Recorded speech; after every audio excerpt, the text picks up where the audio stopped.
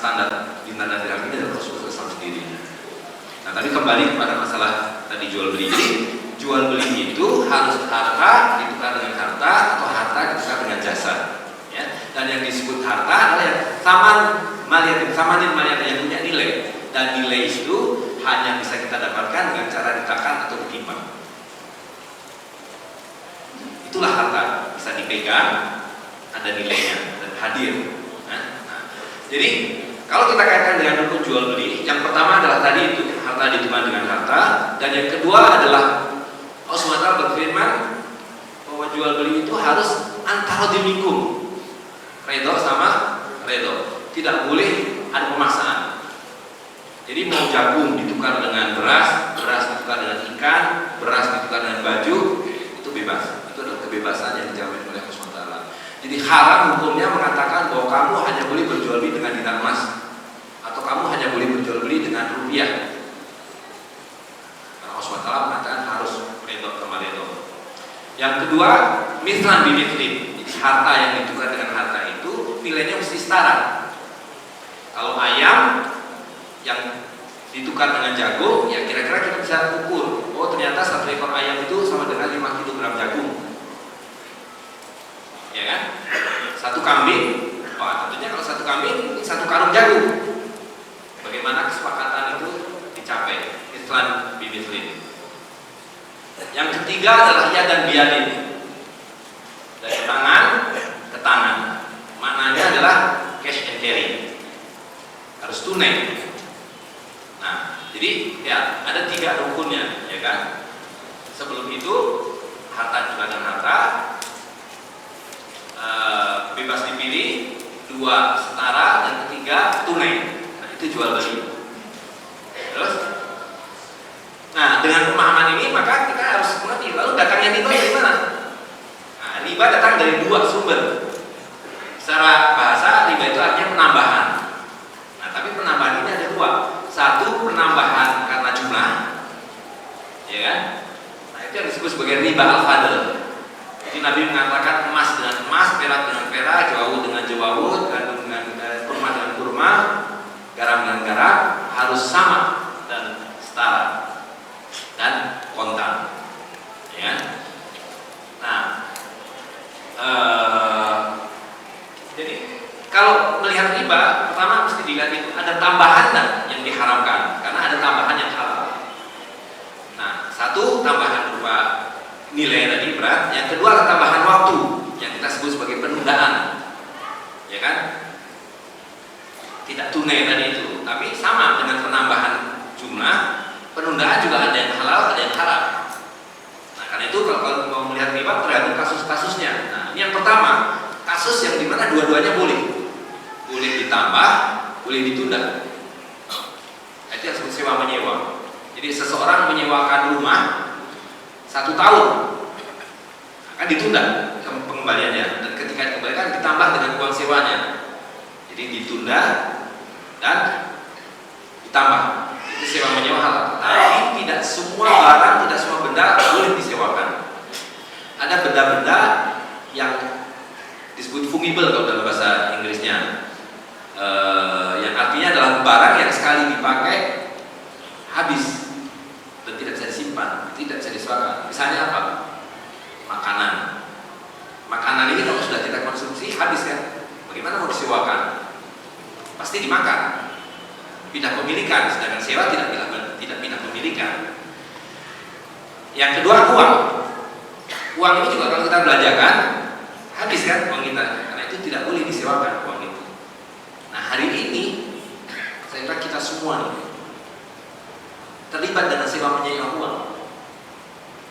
Begitu kita berhubungan dengan bank, kita membuka rekening bank, nah itu kita terlibat dengan sewa menyewa uang. Karena oleh bank, uang kita disewa, betul kan? Dia nggak sebut uang sewa, tapi disebutnya sebagai bunga. Dikasih uang sewa 5%. Nah, sama bank uang kita diapain? Dipakai buat usaha, buat nanam jagung, buat bikin rumah? Enggak. Uang kita disewakan lagi pada orang yang mau beli rumah tak punya uang, pada orang yang mau beli mobil tak punya uang. Mereka sebutnya sebagai kredit dengan bunga 15%. ada selisih 10%. Nah, dia makan bunga itu, makan riba itu di situ. Itu. Nah. Yang kedua adalah coba tolong diklik kasus di mana boleh ditunda tapi tidak boleh ditambah, yaitu hutang piutang. Jadi kita hutang 1 liter beras boleh dikembalikan besok, lusa, sepekan kemudian, bahkan setahun kemudian, ya kan? Tapi tidak boleh ditambah. Hutang 1 liter beras kembali 1 liter beras. Hutang 1 juta rupiah kembali 1 juta rupiah. Nah, kalau kita hutang 5, hutang 1 juta kembali berapa? Tergantung waktunya. Kalau setahun beda dengan kalau 2 tahun, beda dengan 3 tahun. Tapi ada ongkos bayar hutang itu riba. Nah, ribanya adalah riba apa sih? Ribanya riba apa? Al-fadl atau nasiah? Al-fadl karena penambahan, penundaannya halal, tidak masalah. Penambahannya yang halal. Ya. Nah, yang ketiga adalah yang sebaliknya, boleh ditambah tapi tidak boleh ditunda. Tadi itu ya, dan biadin, cash and carry. Beli hari ini, bayar hari ini. Karena kalau tidak dibayar hari ini, tidak tunai, bukan jual beli, namanya hutang. Dan kalau hutang boleh tidak ditambah? Tidak boleh. Tapi kalau jual beli tunai boleh ditambah. Beli 1.000 dijual 1.500. Jadi keuntungan 500-nya halal, tapi keuntungan dari penundaan waktu itu haram. Clear ya bedanya hutang sama jual beli. Nah, yang terakhir, yang dua-duanya tidak boleh ditunda, tidak boleh ditambah. Yang susor, tukar menukar. Tadi mengatakan tadi yang saya sebutin, emas dengan emas, perak dengan perak, jawab dengan jawab. Artinya yang merupakan mata uang yang satu genus itu harus tunai sama. Jadi kalau punya 100 gram emas berupa kalung mau ditukar dengan 100 gram berupa batangan, harus persis sama, harus kontan. Pertanyaannya, mungkin nggak orang mau menukar 100 gram perhiasan dengan 100 gram emas batangan? Nah, dengan logika untung rugi, nggak mungkin. Kenapa? Karena bikin perhiasan kan ada ongkosnya, gitu. Nah, jadi hadis ini hanya mau menjelaskan posisi riba. Ya, dalam realitas itu tidak mungkin ada orang mau nukar sebotol ini dengan sebotol ini, apa gunanya? Ya kan? Sama persis gitu. Tapi dari situlah kita kemudian mengerti posisi riba itu. Nah, terus pemahaman nanti dulu gitu. Pemahaman riba ini menjadi penting ketika kita sekarang mau memahami posisi uang yang kita pakai hari ini, yang disebut uang ini, yaitu uang kertas. Di mana dalam uang kertas ini ada 2 riba sekaligus, baik al-fadl maupun nasiah. Ya kan? Pertama kita lihat dulu deh yang paling basic. Uang ini ada nilainya kan? Hah? Yang lebih gede lah, 5.000 kekecilan. Ada yang punya uang 100.000 yang paling gede. Nah, ini kan? Ini nilainya 100.000. Ada nilainya nggak nih? Hah? Ada apa nggak ada? Nah, 100.000 ini apa? 100.000 nominal. Jadi 100.000 ini adalah angka 1 dengan nolnya 4, ya kan? Ada artinya nggak? Nggak ada. 100.000 ya 1 0 0 0 0 0. Tapi begitu dikasih nama rupiah, 5.000 rupiah. Kalau saya bilang 5.000, saya mau teh itu 5.000. Orang ngerti nggak? Tapi kalau bilang dikasih nama 5.000 rupiah, dapat nggak 1 gelas teh? Datangnya dari mana? Tiba-tiba jadi dapat 1 gelas teh. Ya? Dan ketika namanya diganti, sekarang nama orang Amerika bilang, saya juga punya kertas, tapi namanya sama-sama 5.000, tapi namanya dolar Amerika, bukan rupiah. Saya mau beli teh, saya minta 1 tep teh, 5.000 rupiah itu artinya 75 juta. 5.000 dolar itu artinya 75 juta rupiah. Kita kasih nggak 1 truk teh begini? Kita kasih. Datangnya dari mana? Kok hanya berubah nama? Dan sekarang bahkan tidak berwujud kertas dalam HP ini, ya kan? Dalam HP ini Rp5.000 atau $5.000 Amerika, cuma dalam HP ini. Nah, ya, jadi datangnya nilai itu sendiri sudah bukan yang namanya saman tadi itu, karena saman itu kata Nabi ditakar atau ditimbang. Jadi yang disebut nilai itu datangnya adalah, kalau ini dirham perak, nilainya itu ada pada 3 gram perak. Ini dari 5.000 menjadi 100.000. Apa yang mereka lakukan? Ganti gambar. Ganti gambar, ukurannya beda dikit, beda setengah senti. Nah, itu sihir pertama. Ya, jadi di situ sesuatu yang tidak ada nilainya lalu dianggap bernilai dan bisa berlipat ganda nilainya, hanya dengan berubah gambar atau berubah nama. Nah, itu adalah riba al-fadl. Sesuatu yang tidak ada nilainya diberi bernilai, ya kan? Riba haram nggak? Haram. Uang kertas ada riba al-fadlnya, ya kan? Jadi kalau saya belah dua ini apa menjadi 50.000? Nah. Jadi ini ada ribanya nggak? Riba al-fadl itu riba yang pertama. Jadi halal haram. Nah, yang kedua, di dalam uang kertas ini juga ada riba al-si'ah sekaligus. Karena uang kertas ini namanya promissory note, nota hutang. Jadi kalau lihat neraca bank sentral itu, uang beredar itu posisinya ada pada yang namanya liability. Kalau yang belajar akuntansi masih paham. Namanya liability. Liability itu apa? Kewajiban. Hutang. Dan hutang ini hutang berbunga. Jadi kalau kita tanya kepada penerbit ini apa? Mereka akan bilang, ini adalah hutang saya kepada siapapun yang memegang ini. Hutangnya apa? Hutang Rp100.000. Rupiah itu apa? Nah, coba diklik berikut. Oh, yang tadi yang gambar kuning-kuning itu. Ah, ya. Rupiah adalah menurut Undang-Undang 1946, rupiah adalah bahwa tiap-tiap Rp2 sama dengan 1 gram emas. Nah, itu adalah yang disebut uang kertas ini, promissory note. Janji bahwa siapapun yang memegang surat ini berarti memiliki piutang pada saya. Dalam konteks undang-undang ini adalah kalau makanya dulu ada uang 1.000, karena uang 1.000 itu sudah sama dengan setengah kilogram emas. Nah, tetapi janji ini kemudian dikhianati. Jadi kalau kita datang ke bank sentral, Bapak bank sentral, saya mau ambil harta saya, ain saya. Nah, ini yang disebut sebagai dain dalam fikihnya. Ini saya kembalikan dainnya, saya kembalikan kwitansinya, saya kembalikan nota hutangnya, janji hutangnya, berikan pada saya Rp100.000. Bayangkan, Rp100.000 maknanya adalah kalau 1.000 adalah setengah kilogram emas, 100.000 adalah 50 kilogram emas. Ini adalah 50 kilogram emas menurut kontrak janjinya. Tapi hari ini dengan proses sejarah yang agak panjang, tahun 72 diputus, tidak ada lagi emas yang menjamin uang kertas. Jadi hutang saya ya Rp100.000 itu, Rp100.000 itu ya angka itu. Jadi berikan kepada saya, ya tidak ada yang bisa diberikan. Jadi ini adalah janji yang dikhianati. Dan Allah SWT sudah ingatkan itu dalam Al-Quran, dalam surat Al-Imran, ya kan? Di antara orang-orang Yahudi itu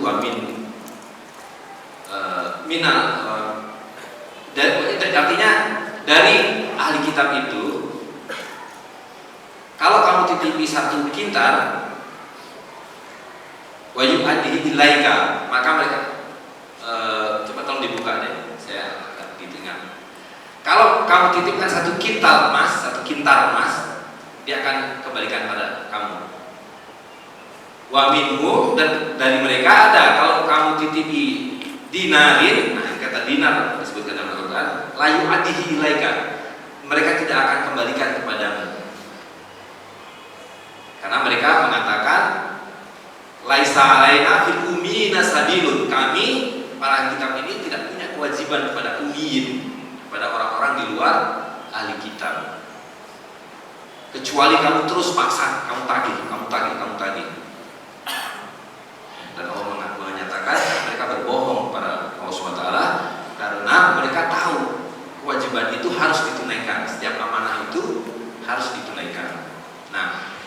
apa yang kita pahami dari ayat ini, ketika Allah SWT menyebut kata dinar dan juga dirham dalam ayat yang lain yang berkaitan dengan ketika Nabi Yusuf diambil dari sumur, Allah SWT menyatakan Nabi Yusuf dianggap budak yang murah karena itu hanya diberi beberapa dirham saja. Jadi dua ayat ini yang menyebutkan dinar dan dirham adalah ayat-ayat yang kontekstual faktual dan itu berlaku sampai hari ini. Al-Quran yang diturunkan kepada Nabi SAW itu sama dengan Al-Quran yang diturunkan buat kita, dan Al-Quran itu diturunkan buat bapak-bapak semua, berlaku buat kita. Jadi ayat ini menunjukkan bahwa kita tidak boleh mempercayakan amanah pada ahli kita,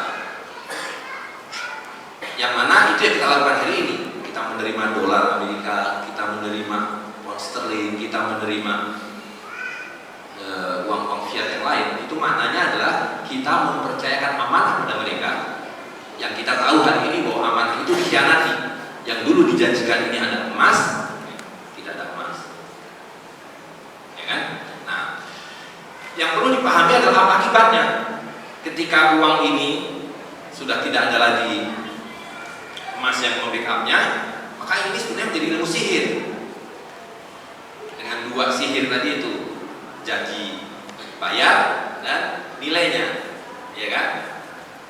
Dan saya ingin tambahkan lagi penjelasan, surat hutang ini juga berbunga, jadi riba. Uang fiatnya itu sendiri udah riba, ditambah lagi riba. Nah, jadi kalau bank sentral nyetak duit, saya tiap lebaran, selalu kita baca nih, bank sentral mencetak 4 triliun. Nah, apakah dia kemudian bawa helikopter terus disebar di Medan, di Serdang, gimana uang didistribusikan? Dari bank sentral kemana? Ke bank-bank umum. Apakah cuma-cuma? Bukan, sebagai hutang. Dan hutang dikasih bunga, katakanlah 5%, ya kan? Jadi sudah baru keluar dari pabrik sudah mengandung bunga 5%. Nah, begitu sampai ke kita, bagaimana bank-bank itu menyebar uang kepada masyarakat?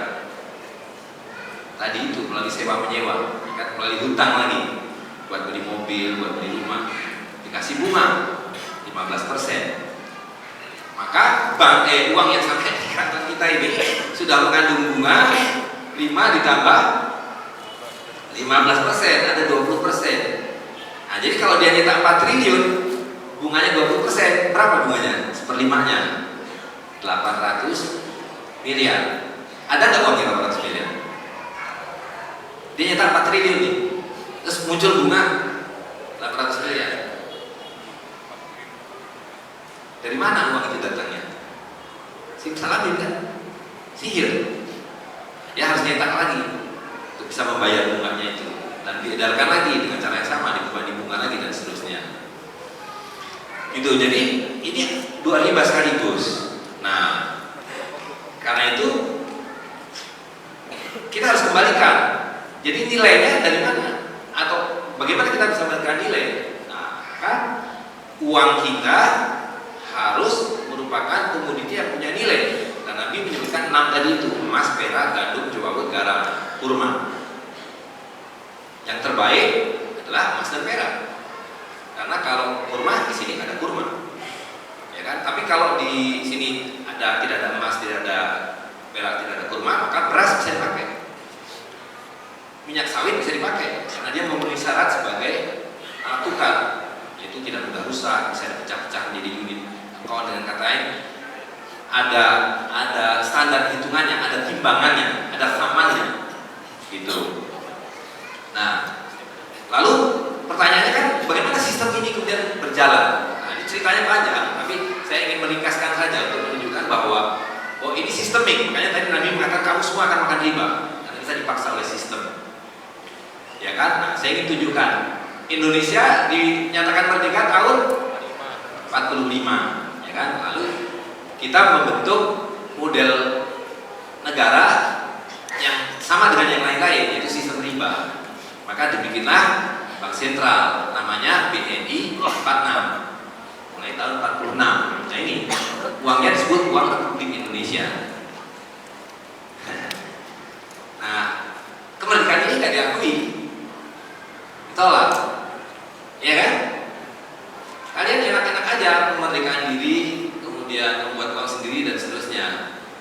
kita lihat yang sebelah kanan, sebelah kiri itu, sebelah kanan Bapak sekalian, itu ada uang setengah rupiah.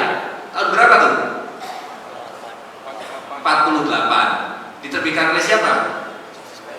Jeffers Bank. Itu banknya orang Yahudi di Belanda yang ada di sini. Nah, pemerintah Hindia Belanda punya hutang pada Jeffers Bank ini, ya kan? Nah, kita tidak akui mereka. Akhirnya sesudah dirusui dengan kenil masuk segala macam, dikasih cerita, dan udah kita berunding supaya kamu saya akui kemerdekaanmu, kita berunding. Syarat pertama, yang disebut konferensi meja bundar. Syarat pertama, utang saya Hindia Belanda harus kalian ambil alih $2,5 miliar waktu itu. Dan supaya bisa diambil alih, maka kalian harus menjadikan bank The Jeffers Bank ini dari bank sentral kalian. BNI Partner harus dihentikan. Nah, itulah yang kemudian terjadi sudah konferensi meja bundar. The Jeffers Bank dirubah menjadi yang sekarang Bank Indonesia. BNI 46 dirubah menjadi bank biasa, dan uang Republik Indonesia dihentikan, diganti menjadi uang Bank Indonesia. Bisa dipahami? Jadi yang menguasai kita hari ini siapa? Dan bank sentral itu bukan bagian dari pemerintah. Bank sentral adalah anggota IMF dan anggota dari bank sentralnya bank sentral yang namanya International Bank Settlement, itu pusatnya di Swiss. Dan bank-bank itu adalah perusahaan swasta. Gitu. Nah, jadi ini kaitannya dengan bahwa selama ada bank sentral kita tidak merdeka. Dan ketidakmerdekaan itu adalah karena kita diikat dengan sistem riba. Dan kita punya jalan keluarnya, yang diajarkan oleh Rasulullah SAW dan diperintahkan oleh Allah SWT, yaitu berjual beli yang halal dan menghentikan riba yang haram. Saya kira demikian saja dulu sebagai satu pengetahuan, juga sudah cukup panjang, mudah-mudahan memberikan kejelasan. Assalamualaikum warahmatullahi wabarakatuh.